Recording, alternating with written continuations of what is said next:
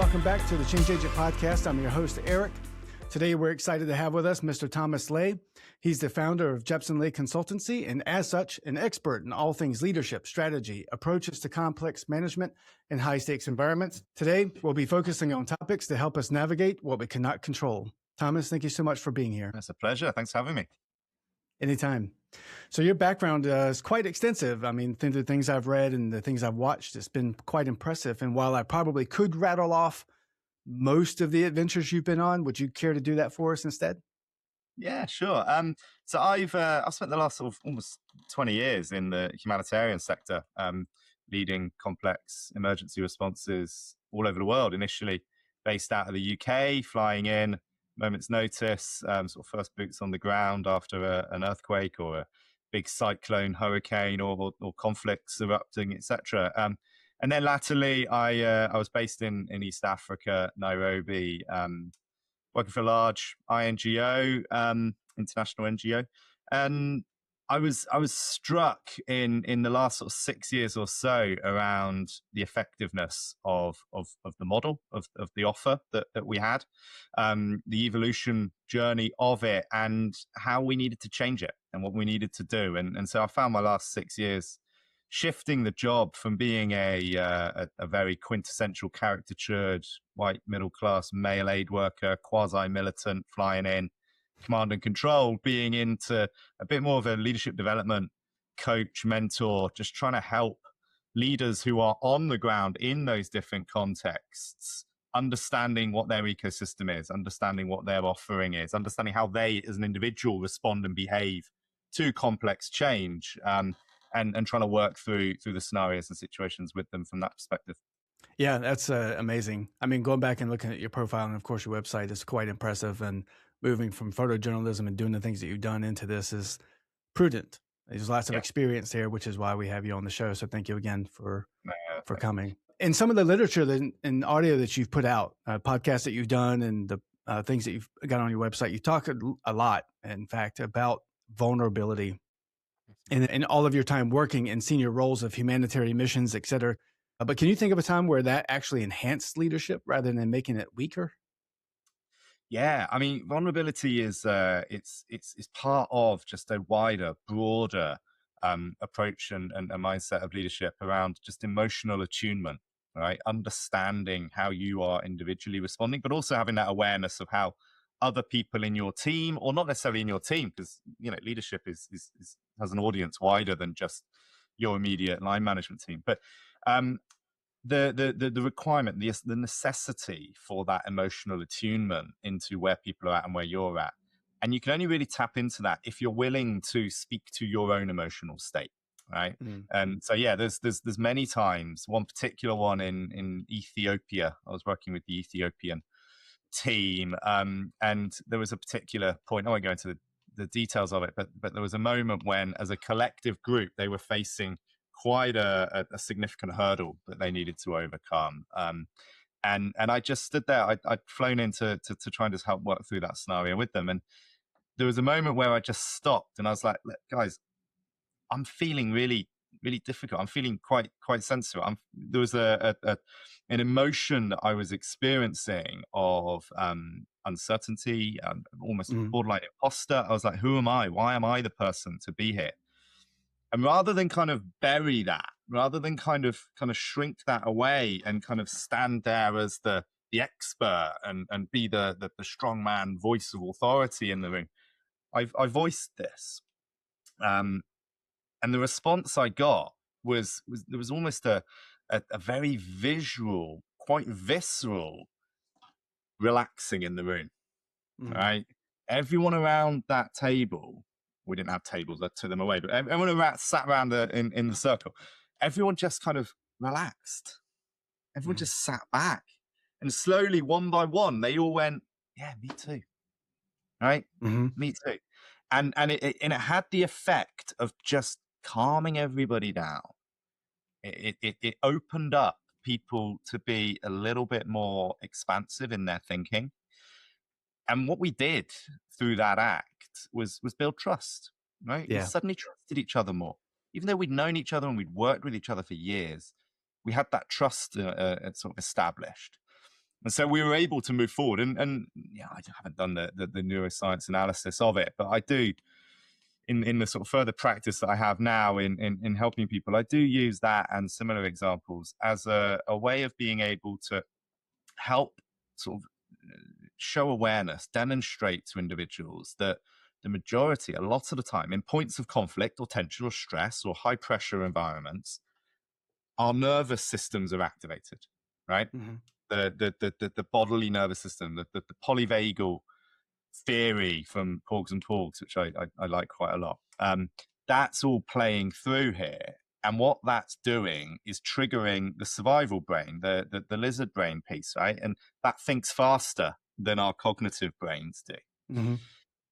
And so by slowing everything down, by highlighting the sort of unspoken, the unseen things in that room, it was the discomfort and the unease of being the wrong people to deal with the problem. By slowing it all down and naming that, you're calming the nervous system down. And in doing so, you're able to activate the more cognitive brain, the more clear thinking part, the slower thinking part. And suddenly, creativity emerges. That Yeah. ability to be curious without having the fear of failure or the fear of doing the wrong thing and being called out for it. There's no shame associated any longer. It was very powerful. Yeah. You made some really good points. One of those that, as you're talking, I'm going to try to remember the points that I thought of as you're talking, but one of those was the evolution into trust through the exposition of humanity. Like, hey, I'm going to calm down. Of course, when we walk into a room that's escalated, everybody else will get escalated. They kind of feed on that energy. But when you're able to say, let's slow it down, let's cool it a little bit, then let me show you my vulnerable side, that obviously builds humanity and leadership. A lot of people miss that. What belief about leadership did you have early on that now you realize may not have been necessarily solid? It's a great question because it speaks to my own leadership evolutionary journey. Right? I strongly believe our leadership identities, right, are a product of two things. They're the lived experiences that we've had, right, and they're the environment that you are in, right.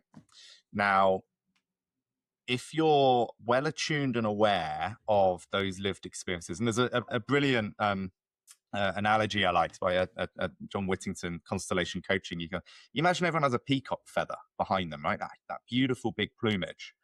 Every feather on that plumage represents a facet of your life, right? Family, friends, education, work, but also your history, your schooling, your momentous occasions, and all the rest. Each eye on those feathers represents a prominent person, influential figure, etc. Right?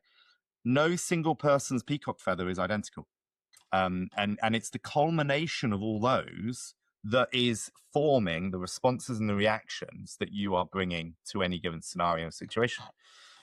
And so there was my peacock feather was populated by my lived experiences in the UK. My early days in humanitarianism, were very dominated by individuals who had been ex-British military.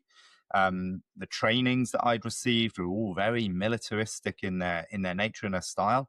And at the time, early 20s, I loved that. I was like, this is great. I fed off that. I fueled off that. I was able to get energy from that.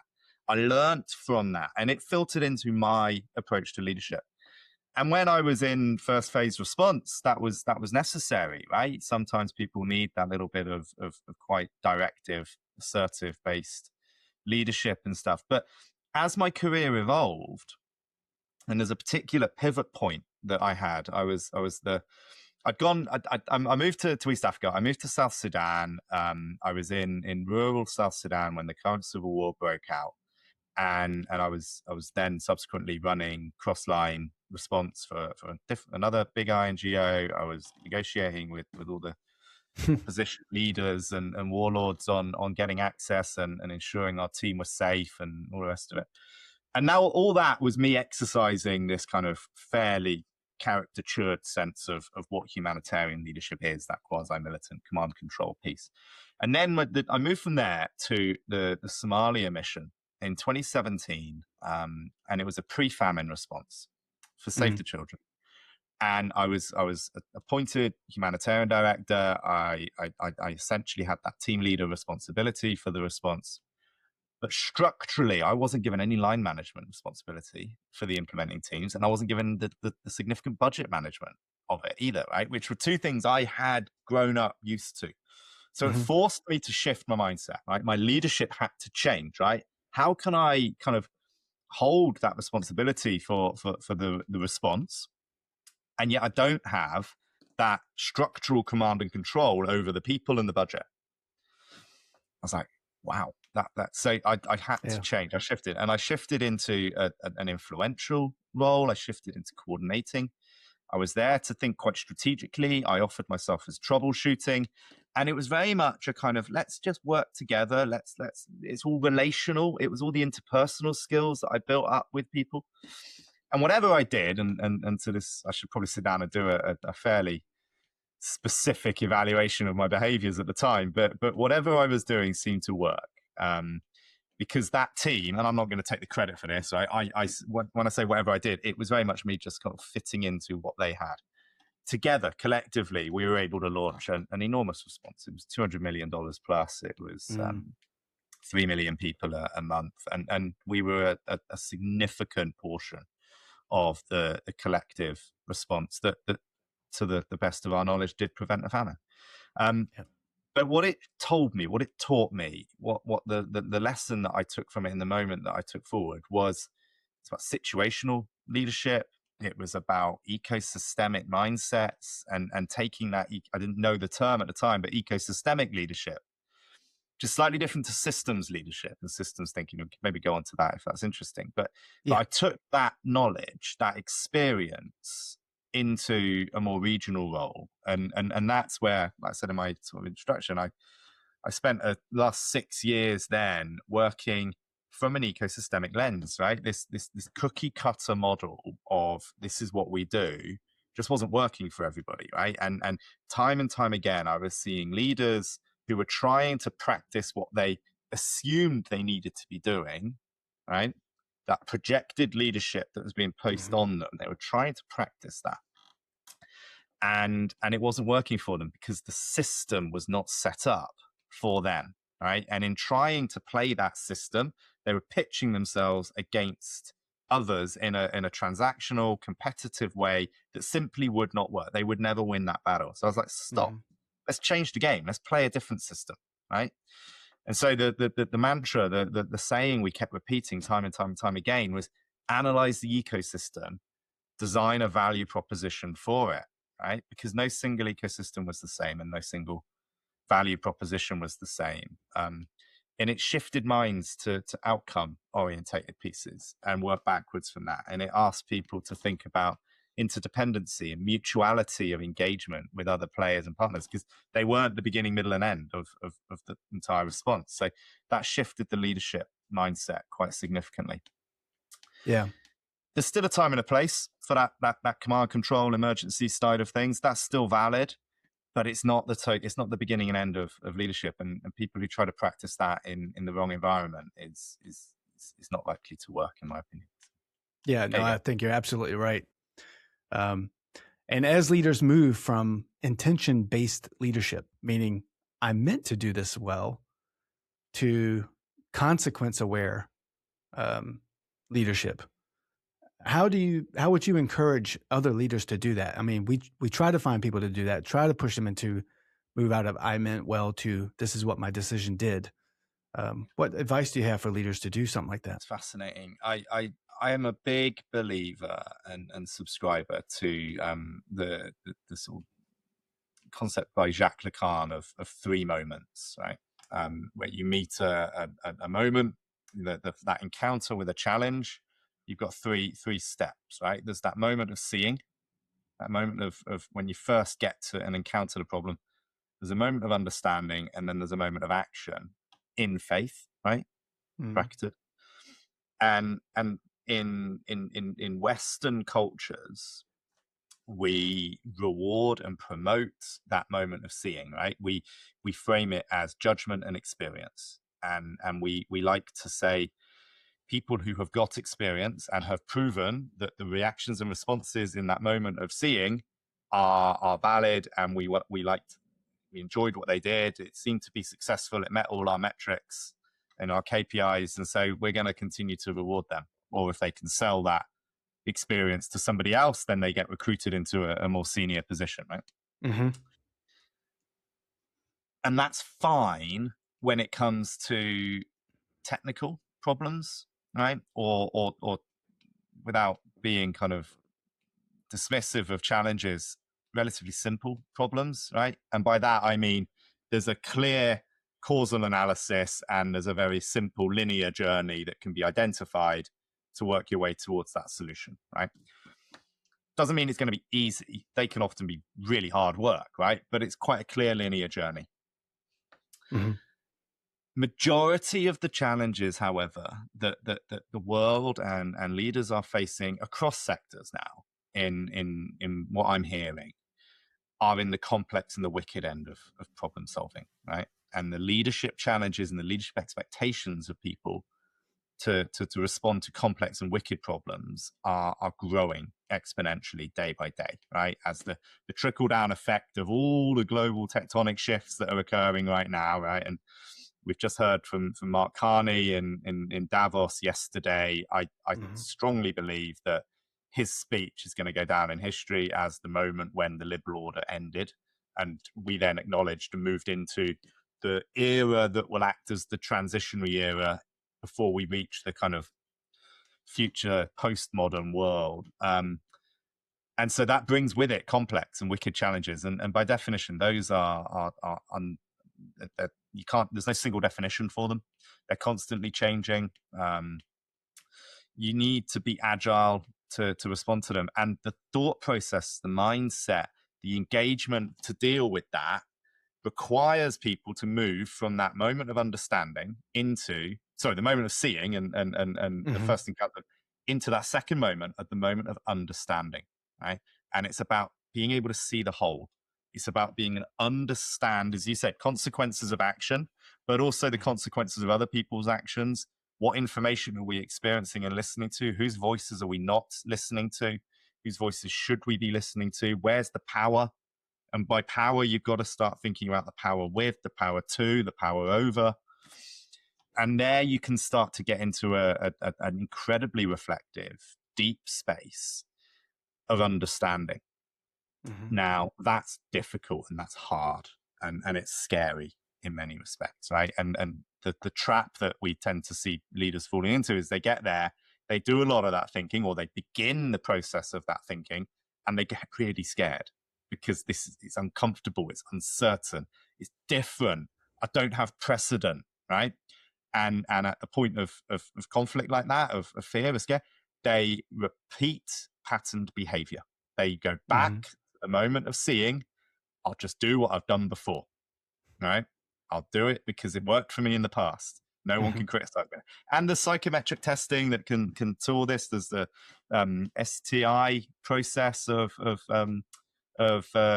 measuring personality and responses, and it's proven the average person will default to process and known results at that point of conflict. Yeah. And so by doing that, by avoiding that trip to go back, by staying in that moment, by becoming comfortable with discomfort, and by embracing and realizing that what you've done before can help inform, but it can't be repeated. You've got to start thinking differently. And there's a great, by doing that, staying with that trouble, solutions emerge, right? And there's tools and there's techniques and there's approaches that I can help leaders with, and well, not just me, many people can help them with. But that point of getting external support and assistance is crucial there. You can then move forward into that moment of action, right? But it is like the model says, in faith, because there's no immediate precedent, like for like cookie cutter precedent. So there has to be an element of it that you take forward, and that's risk, and that comes down to risk tolerance and risk acceptance, etc.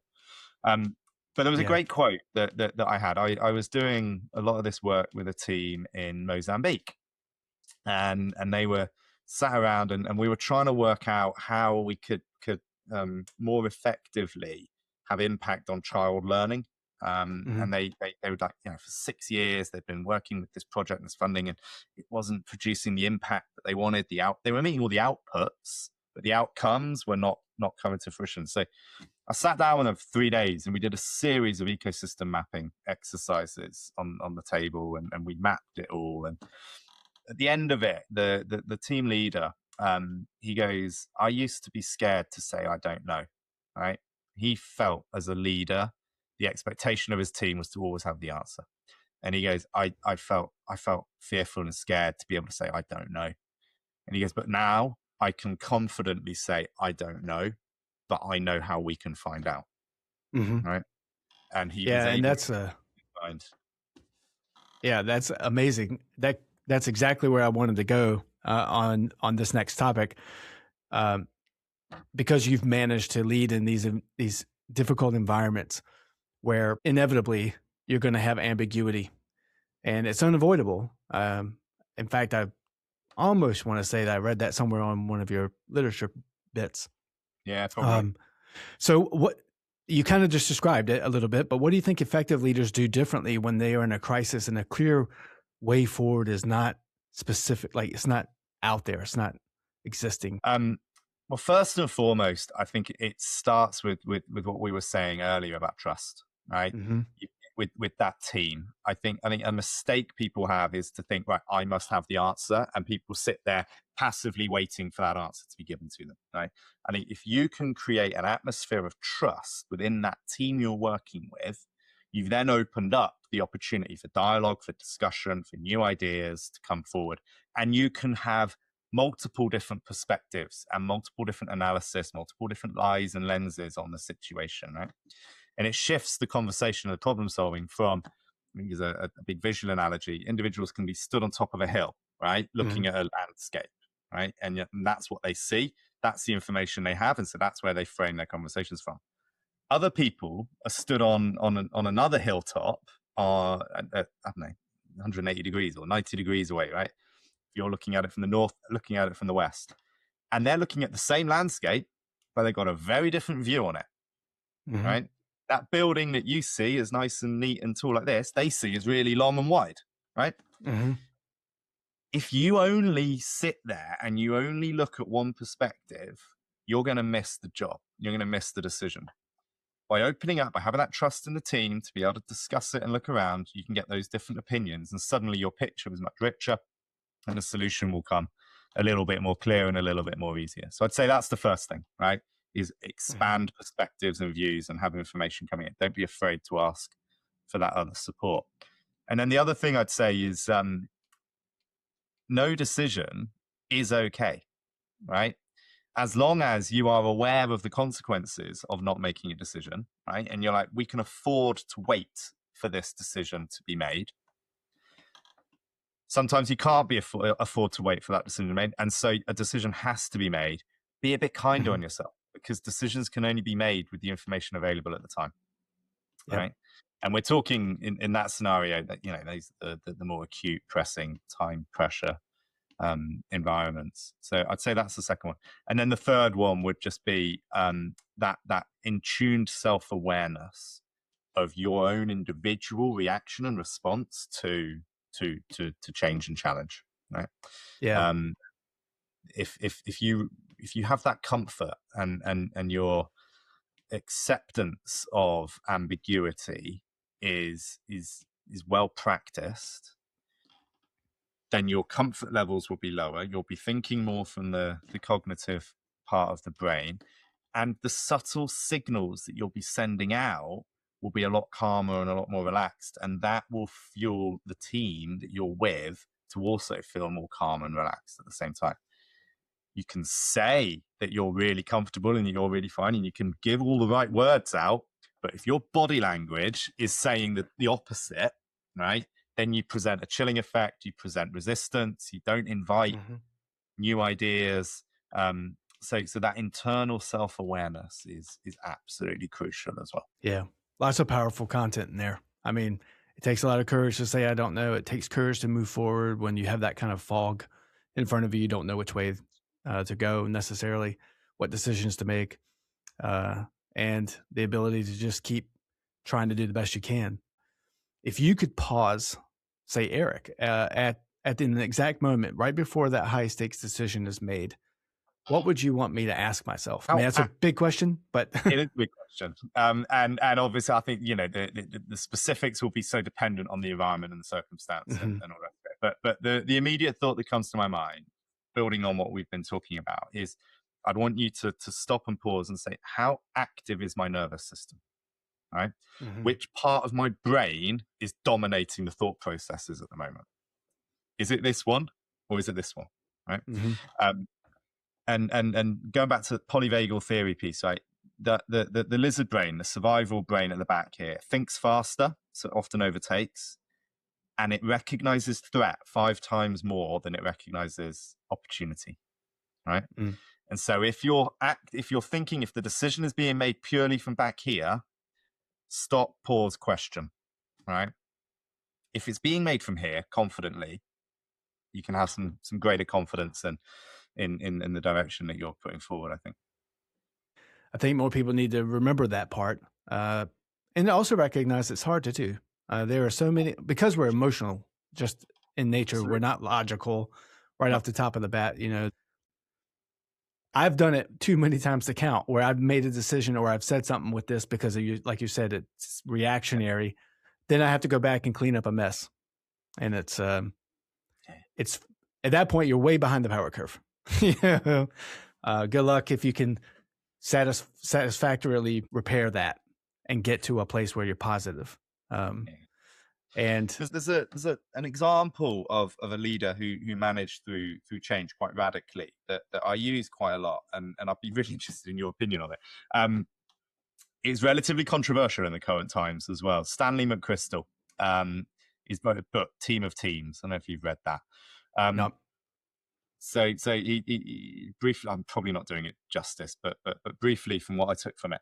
One, I always caveat this with, you got to put aside any views and thoughts and policy on US invasions in Iraq and Afghanistan. This is not what this is about, right? That just happens to be the environment with which this learning on leadership came about.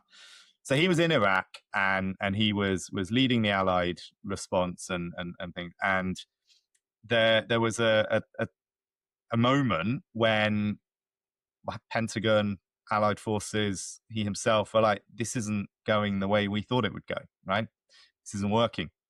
And so he kind of had the conversation with Pentagon officers, like, do more, double down, right? What do you mean it's not working? And there was a perception the American military had of themselves and their ability to be able to win wars that way. And so they did. Everybody doubled down, and everything was done twice as fast and twice as the quantity and quality. And it still wasn't working. And so Crystal stepped back and tried to work out what was going on. And he said, right, well, you've got intelligence officials over here, and they're sending all their information up to the Pentagon. You've got ground troops, and they're doing this here. You've got the logistics people, and they're doing that there. You've got all the different facets that are there, right? They're all doing their thing, and they're doing it very well, executing their training perfectly. But the information is going up. And as it goes up, it gets distilled, it gets lost, the nuance is reduced, conversations are happening, and then orders are sent back down, right? And so he created what he called the Team of Teams, where he said, right, we're going to start collaborating across forces down here. We're going to move the point of decision-making down through the hierarchy.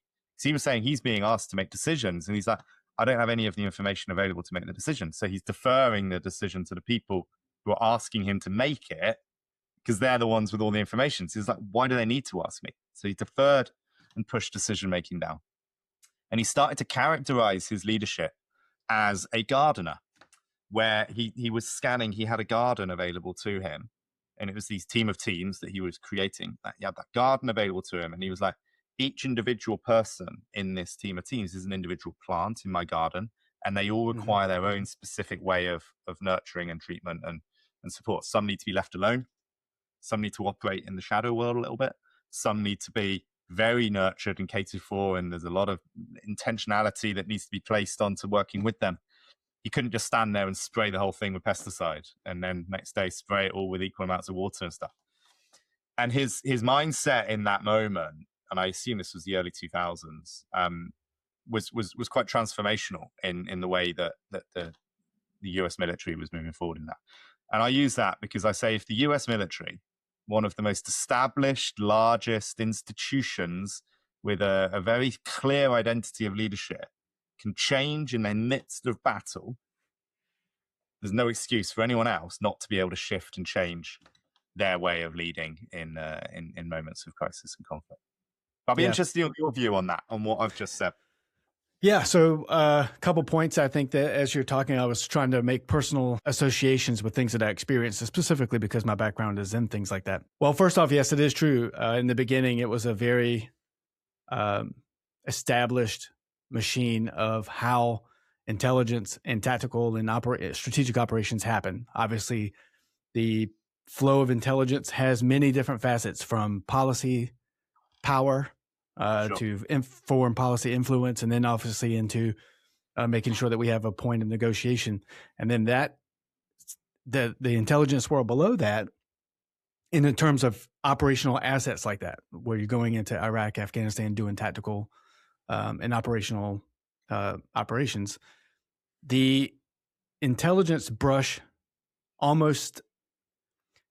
it varied too often. And so my point is this: what I experienced was that in some occasions, the brush that I call it the artist, the intelligence analyst used, was very finite. It was very precise. And so, like you said, every plant has its very specific, unique needs. Yeah. And in our case, we had intelligence analysts that had very specific skills and very specific, unique perspectives. And they employed various different methodologies, like analysis of competing hypotheses. And they took very deliberate measures to make this assessments with confidence ratings. In other cases, the brush was much wider. The point that the issue became more stressful, much more urgent, that brush got wider and wider and wider. And we've learned in other podcasts, and we learned through our experiences, that leadership changes quickly when the urgency really gets ratcheted up. Hopefully that answers your question and gives you some insight, because there's a book that we analysts read often. It's called The Psychology of Intelligence Analysis by Richard J. Hoyer. He's a CIA psychologist, and he goes into all the methodologies about how we analyze things, and he employs a bit of psychology into that. And it talks about hasty decision-making, hasty analysis of intelligence information and assessments, and deliberate. Thanks for that. It's fascinating to hear your perspective on it. I was at a forum in Somerset, local part of the UK where I'm from, talking to business leaders, right? These were the CEOs, MDs, COOs of big businesses in Somerset. And there was a point at which they started to talk about recruitment and how difficult they were finding recruitment, particularly of sort of the new generation, right? The individuals that were typically at the beginning of their career, right? So they were occupying the management and the officer level positions in the organizations, and they were like, "Oh, we can't find anyone." They're like, they don't want to work 5 days a week. They want to work from home some of the time. They want to do this, that, and the other, right? And there was a kind of self-enforcing echo chamber that emerged across the room, right? Where they were all just generally working their way into a position where they were like, Gen Z are a nightmare. And I was there just as an observer. I was just watching and listening, and I held a mirror back up to the room a little bit, right, and replayed that to them. And there was a variety of responses in the room. Some people don't like it when that honesty is shown back. But a lot were thinking about it quite clearly, quite loudly. And I was like, and I offered to them, I just invited them to reframe the challenge slightly, right? Because Gen Z are the future. They are the new workforce, right? Absolutely. So it's not about forcing them to work your way, right? It's about meeting in the middle, and it's about compromise, and it's about understanding, and it's about how can you work with individuals that are bringing a different value set, and they're bringing a different perspective. Not saying this is not an excuse for a lack of hard work. This is not suggesting that the outcomes that they should be achieving shouldn't be the same or even greater. But it's about understanding and accepting and talking about a different way to achieve the same result, right? Yeah. And just because they won't do it your way doesn't mean it can't happen. So a little bit of compromise in that regard. Yeah. It just sounded a similar scenario to what you were talking about within the US military. Yeah. You know, a And lot it of adds leaders. that bit of complexity to the whole thing, because now you're talking a swath of generational social economical impacts and how you're going to manage those variables compared to just what it used to be. Yeah. Um, and I every day I learn something new. But the one thing I do know is I don't know everything. And so I'm very happy when people come to me that are younger, that are smarter, that can do things faster. I'm totally open to those things. I want to thank you again for taking the time to join me.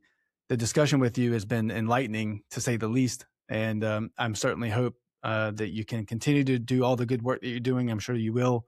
I look forward to reading more and seeing more from what you do. And if we ever get a chance to have you back on the show again, I'd love to make that happen. Yeah, no, great. It's been a really enjoyable conversation. Thanks for having me.